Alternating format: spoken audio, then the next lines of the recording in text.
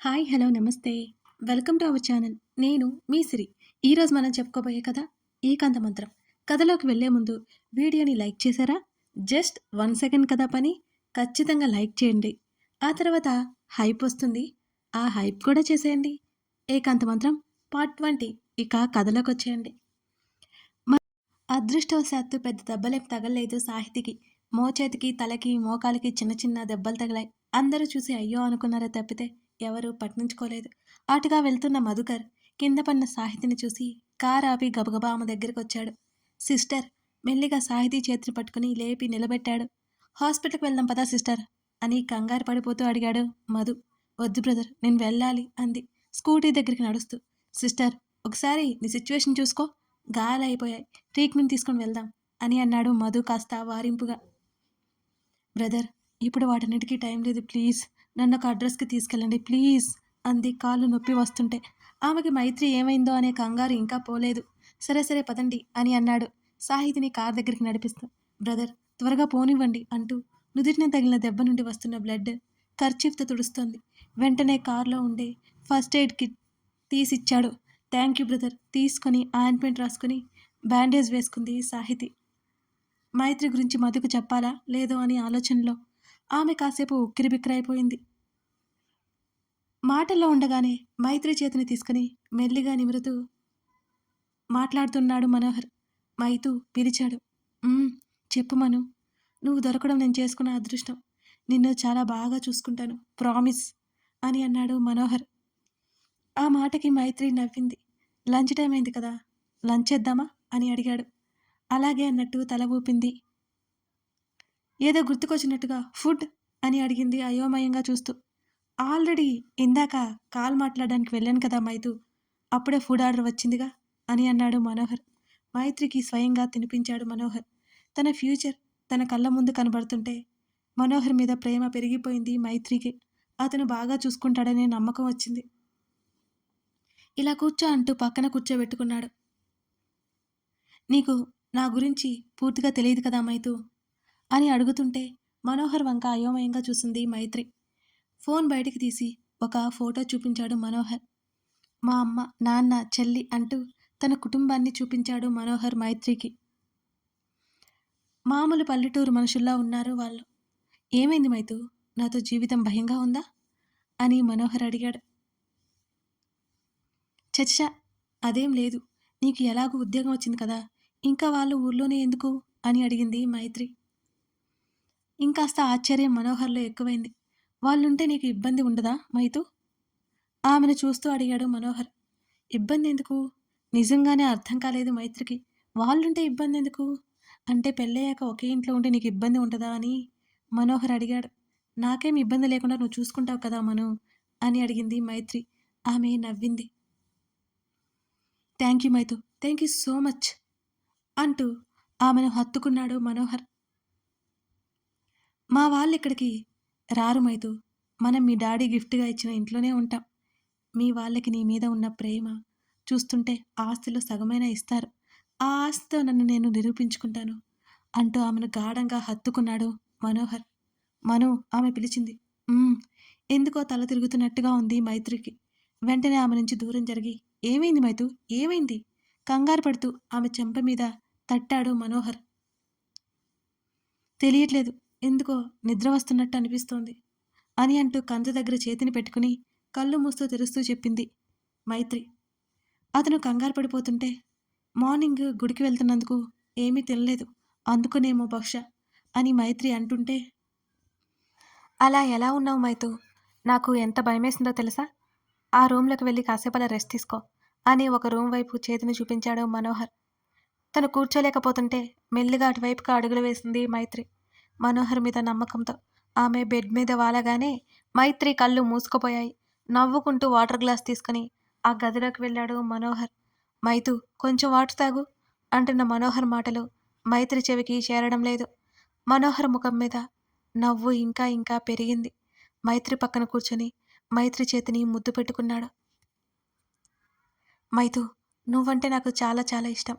ఎంతో అమాయకంగా ఎంత మంచిగా ఉంటానో, అందుకే నీ ప్రేమలో పడిపోయాను. ఎవరితో ఎలా నడుచుకోవాలో నీకు బాగా తెలుసు. అంతకుమించి నన్ను ఎంత ప్రేమిస్తున్నావో కదా! నిజంగా నువ్వు దొరకడం నేను లక్కీ. పెళ్లి చేసుకున్నాక నేను నిన్ను రాణిలా చూసుకుంటాను. ఆల్రెడీ నువ్వు యువరాణివి. పెళ్ళయ్యాక కూడా అలాగే చూసుకుంటాను. ఎందుకంటే మీ డ్యాడీ నాకు ఆస్తి ఇస్తాడు కదా! అని గట్టిగా పైకే నవ్వి, కానీ నీకు స్పృహ తప్పేలా చేయడం వెనుక బలమైన కారణం ఉంది. ఏంటో తెలుసా? మొన్న మీ తమ్ముడు వచ్చినప్పుడు దగ్గర నుంచి గమనించాను. ఎందుకో నాకు డేంజర్ అనిపించింది వాడిని చూడగానే. నువ్వు పరిచయం చేస్తాను అన్నా ఉద్యోగం పోయిందని అబద్ధం చెప్పి అప్పటికి వాయిదా వేశాను ఆ విషయం. ఖచ్చితంగా నా గురించి ఎంక్వైరీ చేస్తాడని తెలుసు. ఆస్తి, అంతస్తు లేకపోయినా మంచితనం కావాలి కదా మీకు. నాకు కొన్ని బ్యాడ్ హ్యాబిట్స్ ఉన్నాయి. కానీ వేరే విధంగా అనుకోకు. అమ్మాయిల్లో నువ్వు, ప్రియతో తప్ప నాకెలాంటి సంబంధం లేదు. ప్రియకి కూడా ఆస్తి చాలా ఉంది మైతు అని మైత్రి చెంపల మీద వేలితో రాస్తూ, కానీ నువ్వే నా వైఫ్‌వి. ప్రియని కొంతకాలం తర్వాత వదిలేస్తాను. అప్పుడు నాకు ఇప్పుడు నాకు కొంచెం డబ్బు అవసరం. అందుకే ప్రియతో ఉంటున్నాను. తను నీ అంత మంచిది కాదు. నాతో చాలా దూరం వెళ్ళిపోయిందనుకో, నేను తొందర చేశాననుకో, అదే నువ్వైతే మన రిలేషన్‌ని ఆపేద్దామంట. అందుకే నీలాంటి వజ్రాన్ని వదులుకోవడం నాకసలు ఏమాత్రం ఇష్టం లేదు అని ముందుకు వంగి మైత్రి బుగ్గ మీద ముద్దు పెట్టుకున్నాడు. ఇప్పుడు మనం శారీరకంగా కలవబోతున్నాం. అప్పుడు నా గురించి ఏం తెలిసినా నువ్వు నన్ను వదులుకోలేవు. మీ తమ్ముడు నన్ను కాదు అని అనలేడు. నువ్వే సర్ది చెప్తావు. ఎట్టి పరిస్థితుల్లోనూ నన్నే పెళ్లి చేసుకుంటావు. అబద్ధాలను ఈజీగా నమ్మేసి నీలాంటి అమాయకురాలు నాకు ఎక్కడ దొరుకుతుంది చెప్పు? ప్రామిస్, నీతో తప్ప ఇంకెవరితోనూ రిలేషన్ మెయింటైన్ చేయను పెళ్ళయ్యాక. నిజంగా నువ్వంటే అంత ఇష్టం నాకు. అంతా బావుందనుకున్న సమయంలో నీ ఫ్రెండ్ సాహితీ ప్రియని చూసింది. నిన్ను నమ్మించడం అంత కష్టం కాదు అని ఆ రోజే నాకు అర్థమైపోయింది. అందుకే సాహితీ లేని టైంలో నిన్నిక్కడికి రప్పించాను. ఈరోజు మన మధ్య ఉన్న దూరం తగ్గిపోతుంది మైతూ. అప్పుడు అప్పుడు మనల్ని ఎవరూ విడదీయలేరు అని అన్నాడు మనోహర్ ఆశగా ముందుకు వంగి. మైత్రి పెదవులను ముద్దాడబోయే సమయానికి గబగబా తలుపులు కొట్టిన శబ్దం వినిపించింది. ఉలిక్కిపడి వెనక్కి తగ్గాడు మనోహర్. ఆ ఇంటికి ఆ టైంలో ఎవరొచ్చుంటారో అర్థం కాలేదు మనోహర్‌కి. మైత్రి ఉన్న రూమ్ డోర్ క్లోజ్ చేసి హాల్లోకొచ్చాడు మనోహర్. తలుపు తీయకుండా విండో గ్లాస్ నుంచి చూడగా మధు కనిపించాడు. కానీ అతనెవరో అర్థం కాలేదు మనోహర్‌కి. మళ్ళీ మళ్ళీ తలుపు కొడుతూనే ఉన్నారు. ఎవరతను అనుకున్నాడు మనోహర్. బ్రదర్, ఎలాగో అలా ఆ తలుపులు తీయండి అంటున్న సాహితీ గొంతు వినిపించి మనోహర్ ఉలిక్కిపడి చూశాడు. విండో కొద్దిగా తీసి చూశాడు. చున్నీ గాలికి ఎగురుతూ కనిపించింది. అంటే అక్కడ సాహితీ ఉందని అతనికి అర్థమైంది. అంతేకాకుండా సాహితీ మాటలు వినిపిస్తున్నాయి. ఆమె గుండె ఆగినంత పనైంది అతనికి. ఆమెను చూడగానే వేరే ఎవరో అనుకుని పంపించొచ్చు అనుకున్నాడు. కానీ సాహితీ తన్ని చూసిందంటే ఇంకా అంతే సంగతులు అని అర్థమైంది మనోహర్‌కి. ప్లాన్ అంతా చెడగొట్టినందుకు సాహితీ మీద విపరీతమైన కోపమొచ్చింది మనోహర్‌కి. ఇప్పుడు అతను అక్కడి నుంచి వెళ్ళకపోతే బోలెడన్ని అనుమానాలు వస్తాయి. అందుకే మైత్రికి ఏం చెప్పాలో ఆలోచించి వెనక డోర్ గుండా అక్కడి నుంచి వెళ్ళిపోయాడు మనోహర్. వెళ్ళి ఆ పక్కనే ఉన్న షాప్ దగ్గర కూర్చున్నాడు. ఒకవేళ సాహితీ వాళ్ళకి మైత్రి కనిపించకపోతే వాళ్ళు వెళ్ళిపోతే తను లోపలికి వెళ్ళొచ్చు అనే నెపంతో. సిస్టర్, ఇంకొక డోర్ ఏమైనా ఉందేమో చూద్దాం అని అన్నాడు మధు. అలాగా అని ఇంటి చుట్టూ చూశారు. వెనక నుంచి మనోహర్ వెళ్ళిన డోర్ కనిపించింది. ఇద్దరు రిలాక్స్ అయ్యే లోపలికెళ్లారు. ఇంతకీ ఇక్కడ ఎవరున్నారో చెప్పలేదు సిస్టర్ అని అడిగాడు మధు. మైత్రి ఉంది బ్రదర్. తన్ని ఎవరో కిడ్నాప్ చేశారు అని మెల్లిగా చెప్పింది సాహితి. వాట్? ఒక్కసారిగా అదిరిపడ్డాడు ఆ మాట వినగానే మధు. అవును అంది నెమ్మదిగా. ఇంత పెద్ద విషయం మామూలుగా చెప్తావేంటి సిస్టర్ అని సాహితీ మీద అరిచినట్టుగానే మాట్లాడి మైత్రి మైత్రి అని గట్టిగా అరుచుకుంటూ ఆ గదులన్నీ వెతకడం మొదలుపెట్టాడు మధు. బ్రదర్, మైత్రి ఇక్కడ ఉంది అంది సాహితి. ఆమె అరుపు వినిపించి ఆ గది దగ్గరికి వెళ్ళాడు పరుగున. సోయ లేకుండా పడుకుని ఉంది మైత్రి. కంగారుగా ఆమె దగ్గరికి పరిగెత్తాడు మధు. సాహితీ, మధు ఇద్దరూ మైత్రిని లేపే ప్రయత్నం చేశారు. కానీ మైత్రి ఎంతకీ లేవలేదు. ఆమె లేవకపోవడంతో ఇద్దరికీ భయం పట్టుకుంది. పక్కనే వాటర్ గ్లాసులో నీళ్లు తీసుకుని ఆమె ముఖం మీద చిలకరించారు. అయినా ఉపయోగమే లేకపోయింది. నాకు చాలా భయమేస్తుంది బ్రదర్ అని ఏడ్చేసింది సాహితి. ఏం కాదు, హాస్పిటల్కి తీసుకెళ్దాం పద సిస్టర్ అని మైత్రిని ఎత్తుకుని బయటికి దారి తీశాడు మధు. మధు షర్టు పట్టుకుని అతని గుండెల్లో ముడుచుకుపోయింది మైత్రి. ఆమెను అలాగే చూసి దిగులు పడిపోయాడు మధు. ఏమైందో ఏమో అని. మైత్రి తలని ఒడిలో పెట్టుకుని వెనక కారులో కూర్చుంది సాహితి. కార్ డ్రైవ్ చేస్తున్నాడు మధు. అతని చూపంతా మిర్రర్‌లో కనిపించే మైత్రి మీదనే ఉంది. ఈ లోకంతో సంబంధం లేనంత అమాయకంగా నిద్రపోతోంది మైత్రి. ఒకచోట ట్రాఫిక్ జామ్ అయింది. సాహితికి, మధుకి చాలా విసుగ్గా అనిపించింది అదంతా చూడగానే. వాళ్ళు వెళ్ళిపోవడం చూసి నేల మీద కాలితో బలంగా తన్నాడు మనోహర్. తన ప్లాన్ అంతా ఫ్లాప్ చేసిన సాహితీ మీద విపరీతమైన కోపం వచ్చేస్తోంది అతనికి. మైత్రి మిస్ అయింది. ఆమె ఆస్తి మిస్ అయింది. గబగబా లోపలికెళ్ళి తన వస్తువులు, తన ఆనవాళ్ళేమైనా ఉంటే చూసి మొత్తం క్లియర్ చేసి అక్కడి నుంచి తన రూమ్‌కి వెళ్ళిపోయాడు మనోహర్. ట్రాఫిక్‌లో 10 నిమిషాలు పట్టింది. అక్కడి నుంచి అక్కడి వరకు మరో 10 నిమిషాలు, 20 నిమిషాలు గడిచిపోయాయి. ఒకచోట స్పీడ్ బ్రేకర్ రాగానే ఉలిక్కిపడినట్టు కదిలింది మైత్రి. బ్రదర్, మైతూ కదిలింది అని సంతోషంగా మైత్రి వైపు చూస్తూ అంది సాహితి. వెనక్కి తిరిగి చూసిన మధుకి మైత్రి కదులుతూ కనిపించింది.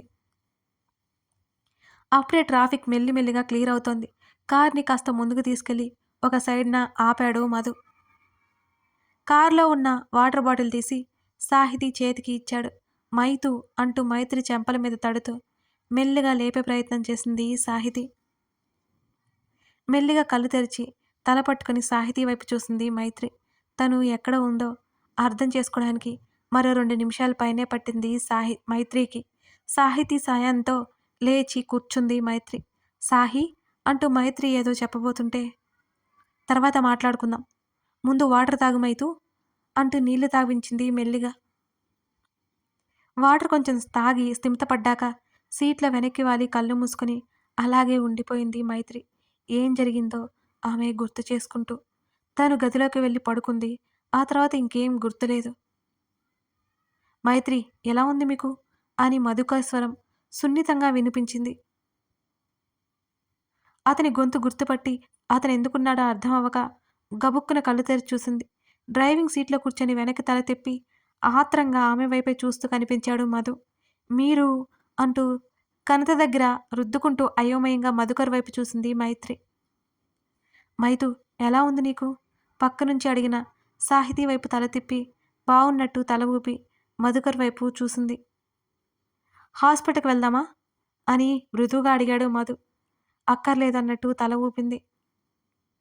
ఏమైందో అక్కడున్న ఇద్దరికీ అడగాలని ఉన్నా మైత్రి ఎలా ఫీల్ అవుతుందా అని ఇద్దరూ మౌనంగానే ఉన్నారు.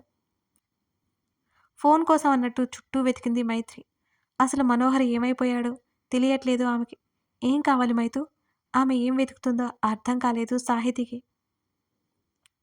నా ఫోన్ సంశయంగా సాహితి వైపు చూసింది మైత్రి. ఇదిగో తన పాకెట్ నుంచి ఫోన్ బయటకు తీసింది సాహితి. మైత్రి ఫోన్ సాహితి దగ్గర ఎలా ఉందో అర్థం కాలేదు మధుకి. మధుకర్ వైపు చూసి కళ్ళు ఆర్పింది. తర్వాత చెప్తా అన్నట్టు. వాళ్ళ ముందు ఫోన్ ఆన్ చేసి చూడలేక, మనోహర్కి కాల్ చేయలేక, సాహి ఇంటికెళ్దామా సాహితీ చేతిని పట్టుకుని నీరసంగా అంది మైత్రి. మైత్రి, వెళ్దాం. మీరు కంగారు పడకుండా మేము అడిగిన వాటికి సమాధానం చెప్పండి అని అన్నాడు మధు కాస్త గంభీరంగా. కంగారు పడిపోయింది మైత్రి. అసలేం చెప్పాలో అర్థం కాలేదు ఆమెకి. ముందు మనోహర్తో మాట్లాడితేనే ఆమెకి ప్రశాంతంగా ఉంటుంది. అసలు వీళ్ళకి ఏం చెప్పాలి? తల పట్టుకుని సాహితీ భుజం మీద వాలింది. సాహితీ మధు కళ్ళతోనే సైగ చేసుకుని తర్వాత అడగొచ్చని సైలెంట్ అయ్యారు. మీ ఇంటి దగ్గర డ్రాప్ చేసి చేయమంటారా అని అడిగాడు మధు. మౌనంగా ఉంది మైత్రి. సాహితీ వైపు ఒకసారి చూసి కార్ని ముందుకు పోనిచ్చాడు మధుకర్. మరో 20 నిమిషాల తర్వాత మైత్రి వాళ్ళ ఇంటి ముందు కారు ఆపాడు అతను. లోపలికి రండి బ్రదర్ అని అంది సాహితి. పర్వాలేదు సిస్టర్, తర్వాత కాల్ చేస్తాను. మీ నెంబర్ చెప్పండి అని అన్నాడు మధు. నెంబర్ ఇచ్చింది సాహితి. జరిగిందేంటో తెలుసుకోకుండా తనే మాట్లాడకూడదని మౌనంగా ఉండిపోయింది మైత్రి కూడా. మధు వెళ్ళిపోయాడు. మెల్లిగా ఇంట్లోకి వచ్చారు ఇద్దరు. అమృత ఏదో ఫంక్షన్ ఉందని వెళ్ళింది అని వాచ్మెన్ చెప్పాడు. ఊపిరి పీల్చుకుంది మైత్రి. ఇద్దరు అక్కడి నుంచి లోపలికొచ్చారు. మైత్రిని ఆమె గది వరకు తీసుకువెళ్ళింది సాహితి. మైతూ, రెస్ట్ తీసుకో, నేను మళ్ళీ వస్తాను అని అనగానే అతనికి కావాల్సింది అదే కాబట్టి అలాగే అన్నట్టుగా తల ఊపింది. అక్కడి నుంచి వెళ్ళిపోయింది సాహితి. మైత్రి ఏమీ చెప్పే స్థితిలో లేదు. ఆమెను అడగడం మంచిది కాదేమో అని సాహితి ఉద్దేశం కూడా. కథ కొనసాగుతోంది. కథ నచ్చితే లైక్ చేసి కామెంట్ చేయడం మర్చిపోకండి. ఇలా మనోహర్ నుంచి సాహితీ కాపాడింది కదా! ఇప్పుడు మనోహర్ భాగోతం బయటపడుతుందా? లేకపోతే ఇంకేమైనా చేస్తాడా? తెలియాలి అంటే మీరు తర్వాత భాగం చూడాల్సిందే. కథ నచ్చితే ఇంకా సబ్స్క్రైబ్ చేసుకొని మిగతా స్టోరీస్‌ని కూడా ఫాలో అయిపోండి. Thank you for watching this video.